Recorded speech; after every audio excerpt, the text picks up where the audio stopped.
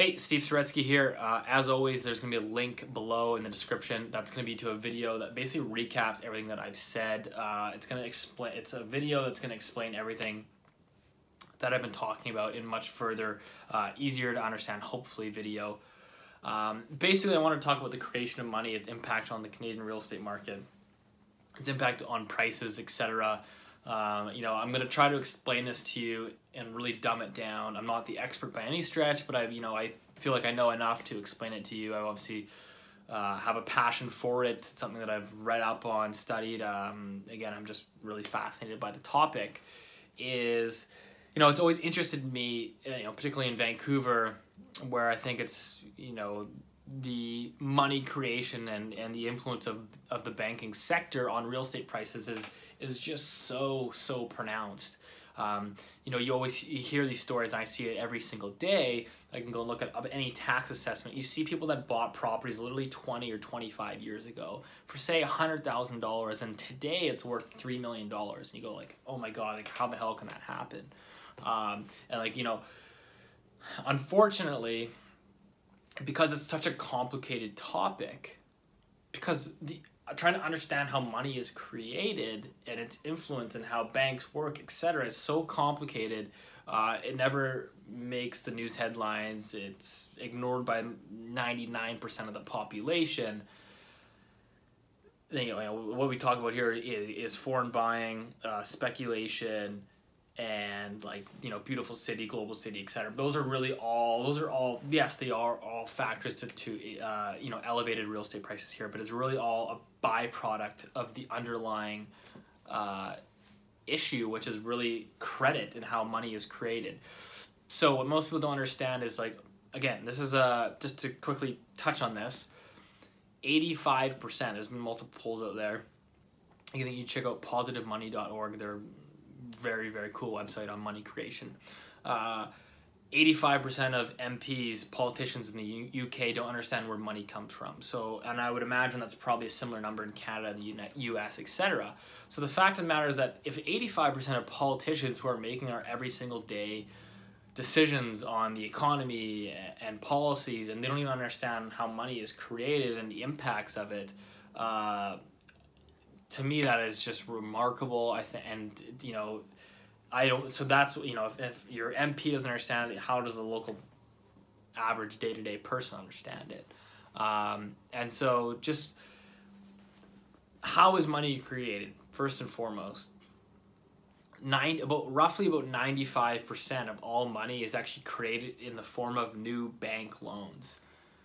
So every single time a new mortgage is created or a home equity line of credit, that's what that literally creates by them pushing a button and giving you a mortgage, that they are literally creating money out of thin air, and they're adding to the overall money supply.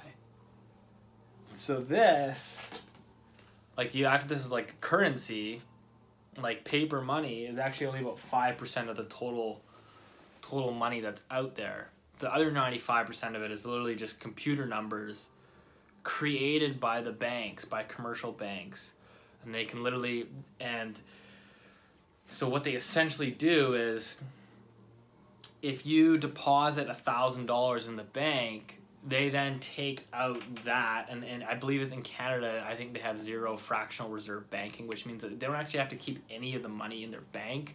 I think they have, they might have to keep a certain percentage, I don't know, I think in the States it goes upwards of 10%, but let's just say even if it's 10%, again, I think in Canada it's 0%. Now they do have some regulations, so it's not a total free for all, but just understand this. So let's just say hypothetically it's 10%. They can basically loan out all your $1,000 minus the 10% that they keep in there. So when you come in, that's why a lot of times, if you go to a bank and request, hey, I want $10,000 cash, please drain my checkings account, they're gonna tell you to come back tomorrow, because they don't have that money. Or I don't know, they might have 10,000, but if you go in there and say, give me my 50,000, I want it, they don't actually have that money. That's reserved fractional banking. They basically take your money and they lend it out, and they don't actually keep money, this currency, in the bank. And that's how you get like these bank runs, etc. Right? You have all these people that go to the bank and try to withdraw at the same time. They don't actually have the money. Most of the money is created by commercial loans. And so understanding why real estate prices go up is the money system that we have created basically has to continue to increase exponentially. So banks are always trying to hit a 2% inflation target. And inflation is just the increase of money supply. So they're just constantly trying to increase money in the overall economy. And this allows for asset prices to rise. This is like inflation is just like is an increase in money supply, and the rise in prices is just a byproduct of that. And so all these central banks, basically since 2008, since you have the global financial crisis, the central banks have basically they've created essentially 20, I believe it's about $20 trillion since then. So they basically, what they've done is they've devalued the worth of your currency in order to fight a deflation. They were fighting deflation, which is basically a fall in prices, a stagnating economy. In order to get out of that, they need to stimulate the economy. They need to increase spending. They need to increase asset prices. So what they did is they basically printed all this money. They added all this money. So what happens, like, if you add more and more supply of money into that, it basically devalues this, right? Like, if you all of a sudden, like think about how much this was worth even like 5 years ago. Like now $20 doesn't even get you that much. And so that's the same thing with your salaries and your incomes, right? So, even 15, 20 years ago, like you could easily get like families for the most part can get away with one person working, and like, the husband or wife would stay at home, and you could get away with one income. Now, like, especially in Vancouver, like both husband and wife have to be working. They have to be working basically full time, and a lot of them can't even afford a house even then, right? So, and that's basically just because what they've done is they've just created this exponential money supply, and you're allowed to continue to compound the debt. And so what happens with this money supply is basically, as I've said, commercial banks create money. Okay? They create money in the form of new loans. And so what happens if nobody starts borrowing money, instead you repay, which is what happens in recessions, people stop borrowing, banks aren't comfortable lending, people panic, they tighten up, they pay down their money, that pays down debt, that pays down the credit, and that essentially eliminates the money supply. So hopefully that makes sense. So banks create money in the form of credit. Credit is money. That's roughly 95% money. So you're increasing the money supply. And then when you have deflationary, so when we have housing markets turn down, when you have housing busts, you're paying down the debt. Banks aren't loaning as much. People are paying off their debts. When you pay off your debt, you're effectively reducing the money supply. And that's what these central banks are so scared of, for various reasons. They want to, this is basically,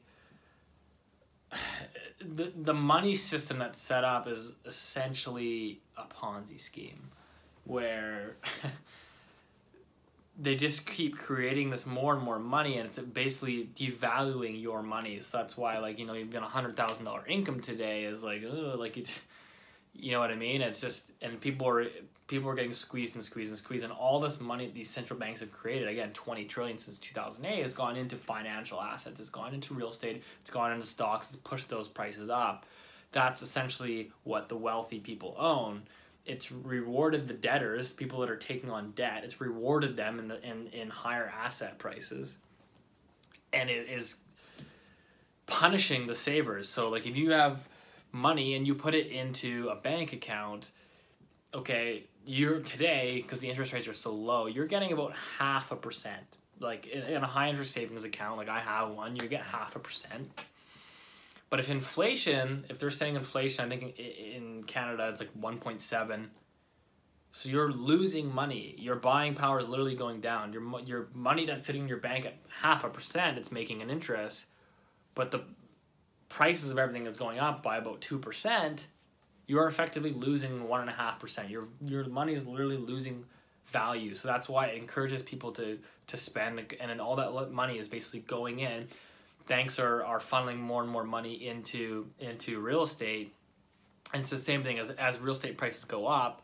This really creates a positive feedback loop for banks. Like as a bank, why wouldn't you just give out more and more loans, more and more mortgages, like if prices can only go up? And so it's the same thing. Like banks are not immune to that. In Canada, with these mortgage-backed securities and CMHC, the fact of the matter is all these loans are basically backed by the Canadian government, aka the taxpayer. So most of that risk is not actually on the banks. The taxpayer, us, we are taking all that risk. So that's why they're able to give out like massive mortgages with little regard for the prudency of these loans. You have some of these banks like we saw in the States where they become too big to fail. Like they gave out risky loans, they created a mess, and they created all these bogus loans, but they were literally too big to fail. Like if they failed, the entire monetary system basically would have collapsed. And so they had to basically bail out these banks. And people want to talk about Canada, prudent lending, etc., but people don't actually understand is there's been a lot of evidence out there that some of the banks were actually bailed out in 2009 in Canada, not obviously to the extent of the States, but like I know CIBC was in hot water. And you can go and Google this. Like this isn't from some third party site. It's from like Maclean's and CBC. Like these are like reputable publications that have said like, hey, like there's evidence here that's showing that CIBC and certain banks in Canada were actually bailed out. Anyways, I'm trying to basically recap that all, but that's the effective stance. Basically what's happening, right, is central banks and governments are basically and the debt, they're creating so much debt that people say, well, how come the economy is struggling to grow? This is the second, I believe it might be the weakest recovery out of any recession, I think, in history. And they're saying, well, how come we're not recovering? How come these central banks can't hit 2% inflation? A lot of people are arguing that a reason for that is because we have so much debt in the system, and so much interest is being paid on that debt that you're just paying. All you're doing is pay, like governments. Like think how much debt they have. Like it's literally just gone like that. Same with households. All the money, everyone's money is just going to pay down the interest on that debt. And so that's why you can't continue to grow debt. Like everyone just thinks like, oh, well, like because we have low interest rates, debt is sustainable. But you can't just grow debt to the ceiling, because you're just paying down the interest on that debt. And so a really good example, and people worry, a lot of smart economists, financial people are worrying that Canada, Europe, United States, like the whole world is going the route of Japan, where you basically take on this massive debt, and you basically just keep printing more and more money, and there's no end game. And that's something that, anyways, to tie that back into real estate, I know I kind of rambled on, but basically what's happening is central banks have encouraged that with low interest rates, you've kept interest rates at rock bottom lows for 10 years. That in history, they've never been this low. In history, something like hundreds of years of data. You encourage borrowing. They've injected about $20 trillion of new money into the economy. All that money is being borrowed because people aren't being incentivized to save, because you're going to lose money if you put it into a bank account. People are being incentivized with low interest rates and excess money in the economy, and that money is essentially going into real estate, and it's going into stocks. It's going into basically unproductive assets. And that's basically what's happening, and that just continues. That's why like the debt continues to grow, because the credit is growing and asset prices are growing with that, because credit is ultimately a function of demand. Like, credit is money, and so if you remove credit, aka money, demand falls. And so that's why, like, again, I always just put into context, if real estate prices in Vancouver have been grown by 50% in the last 2 years, and incomes have stayed flat. Like, how are you able to afford that? Like, did you just all of a sudden find money in your mattress, or is the bank giving you a bigger and bigger loan? And so that's basically what's happening, is banks are basically lending into this. The debt is continuing to grow. There's Canada is the most indebted country in the G7. The credit is just growing exponentially, and that is ultimately the money supply. And so governments, banks, etc. are trying to keep that going. And this is all ultimately like a byproduct of it, right? So I look at,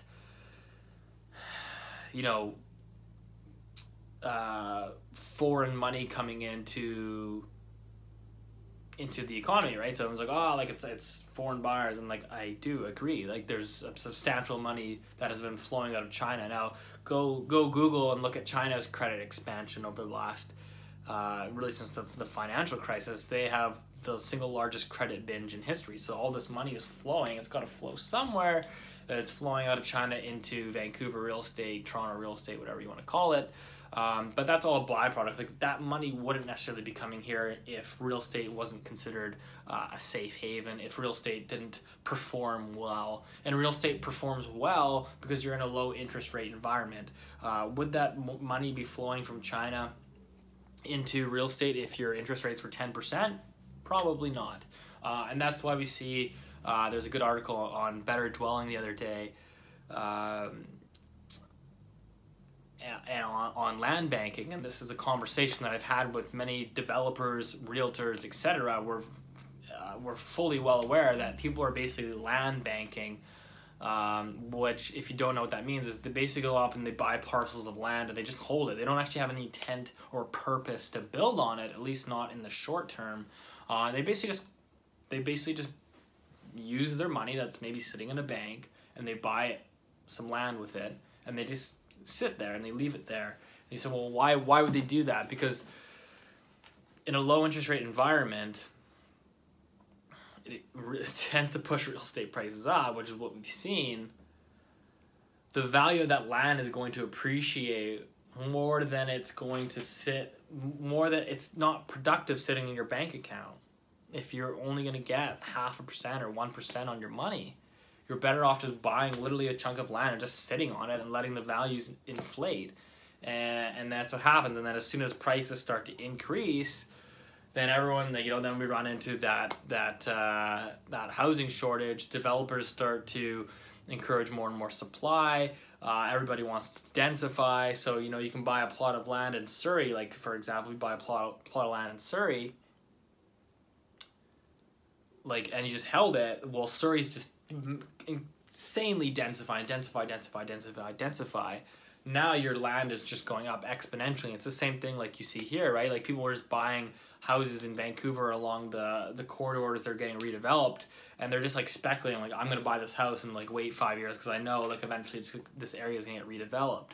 And so that's like where that whole speculative fever comes in. And this is all basically, at the end of the day, a proponent of low interest rates, credit. And this is what happens when you pump $20 trillion into the economy as part of a recovery. And essentially what it is doing is basically a tax on your wealth. You're devaluing the everyday person's money. You're devaluing you're devaluing what this is worth. If you keep adding more and more and more of this into the system, this becomes essentially worthless. And so that's what's happening, is people are basically feeling poorer and poorer and poorer, and they're having to work harder and harder and harder because basically central banks and governments are basically devaluing your currency, which is, basically a form of taxation. Anyways, that's all I got. This isn't some, hopefully this doesn't come off as some sort of conspiracy. It's very well documented. Again, check out the video in the link below. You can see all these remarks, on the Bank of Canada, Federal Reserve, Bank of England's website. They'll all tell you how money is created, and it's basically, they literally just say it right there. So they don't hide anything, but the thing is, it's such a complicated system.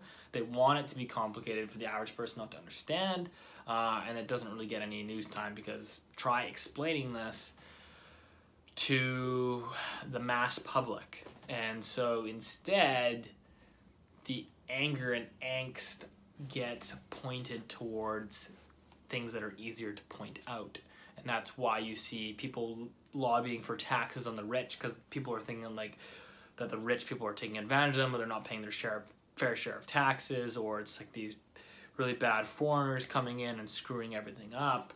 But really, at the underlying extent of it is its very, very poor monetary policy, which is actually creating a larger and larger wealth inequality in the world.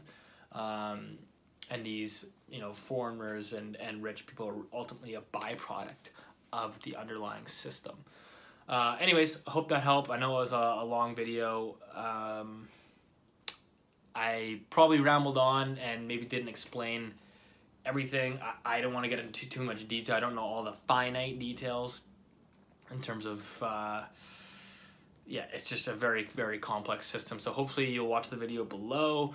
YouTube, the power of YouTube now is you can learn any topic very, very quickly.